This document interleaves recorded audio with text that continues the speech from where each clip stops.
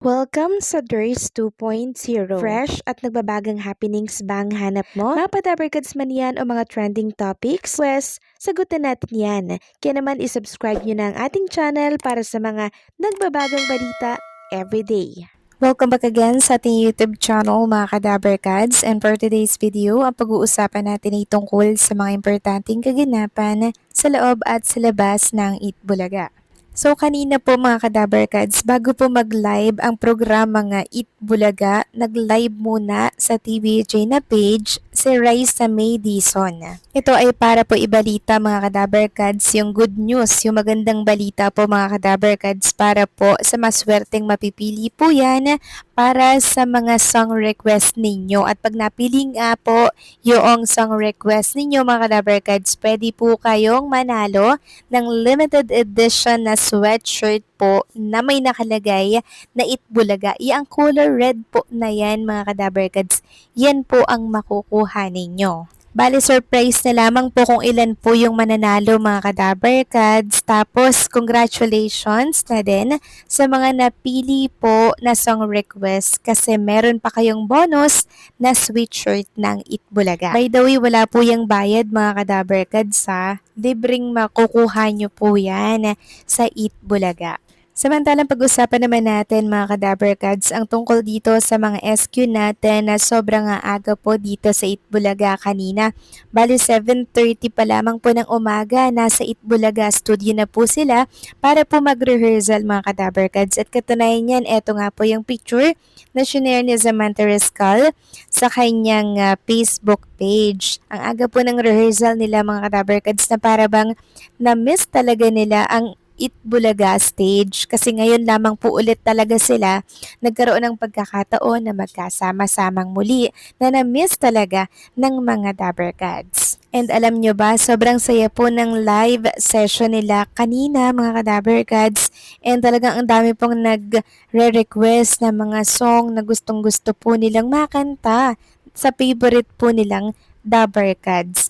And nakakatuwa lang dahil talagang naibibigay po yun ng programang Itbulaga kung baga natutupad nila yung mga kahilingan ng mga viewers ng Itbulaga kahit sa mga simpleng paraan lamang katulad po ng pagkanta ng mga song na na-request po nila. At may bonus pa, nanalo pa po ng sweatshirt mula sa Itbulaga. Samantalang congratulations pala dito kay Raisa May Dizon na kung saan talaga naman pong naimbitahan sa isang live ng Dazzle Me ata to, no? So parang nagkaroon ng live selling doon and guest nila doon si Raisa May Dizon. Sobrang daming bumili nun mga Kadabarkads ha, and talagang enjoy na enjoy ang live kahapon. So, Dazzle Me x Raisa May Dizon. Samantalang isang SQ po mga Kadabarkads, nakuha po ang isang sponsors na bigatin. Walang iba kundi po ang Vaseline. So, ang Vaseline po ay nakuha po ni SQ Eunice. Ayan nga po at pinopromote ni SQ Eunice yung mga product or brand na meron ang Vaseline. Samantalang Boss Joey De Leon mga Kadabarkads, sa wakas nagparamdam at nagpakita na din po sa kanyang Instagram story.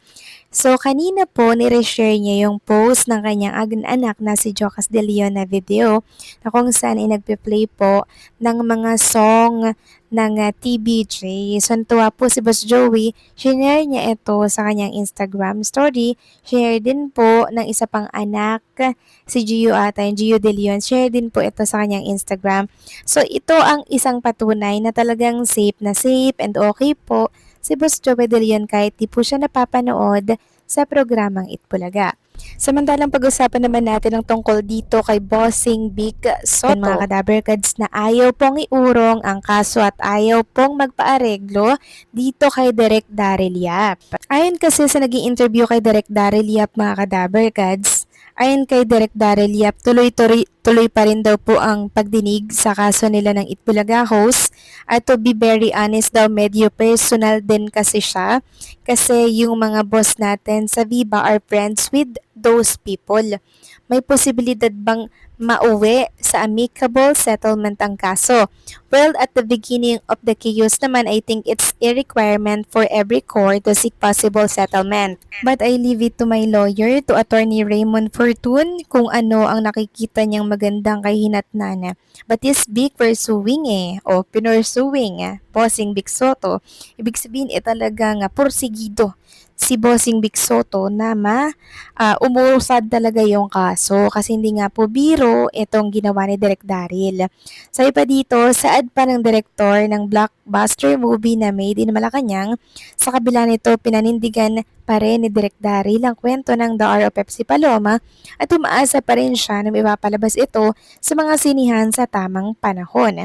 I want to show my film to the Filipino people. I don't think I'll be persuaded to keep it hidden. Hindi ko alam kung anong magiging terms if ever may ganyang settlement. Basta gusto kong maipalabas ang pelikula namin. Isplika pa niya. So talagang andun pa rin po yung kanyang eagerness na maipalabas po ang kanyang pelikula sa sinihan. Kahit na eto at talagang gigil na gigil si Bossing Vic Soto na ituloy po ang kaso. Si Daryl Yap eto't gustong gusto pa rin pong ipalabas sa tamang panahon pag nagkaayos na daw po ang magkabilang panig. So para kay Bossing Vic Soto, ayaw niya po talaga yung ipalabas kahit anong mangyari mga kadaberkads. Kasi syempre, muling madudungisan ang kanyang pangalan. Matagal na po kasing tapos ang naturang issue at syempre, yung kaso na yan, bakit muli pong bubuhayin? Para saan? Per clout?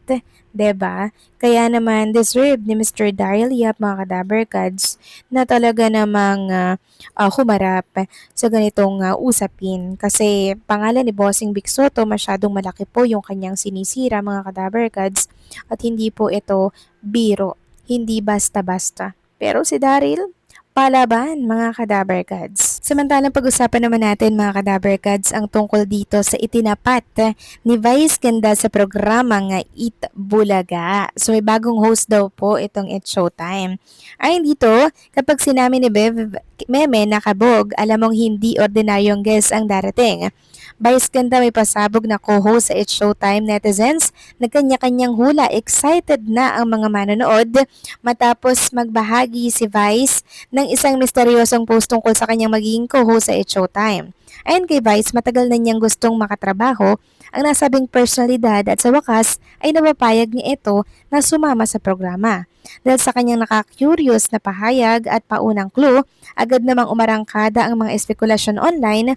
Maraming netizens ang nanguhula kung sino ang tinutukoy ni Vice at kung anong klaseng pasabog ang ihahatid nito sa noontime show. Sabi kasi ni Vice Ganda, super excited daw po siya sa co-host ngayong araw na kung saan matagal niya daw niya itong gustong makatrabaho. Matagal na niyang nililigawan para maging host po ng It's Showtime at ngayon napapayag daw. Pero ang tanong mga kadaberkads ay pumatok nga kaya itong host na to ngayong araw ng Sabado?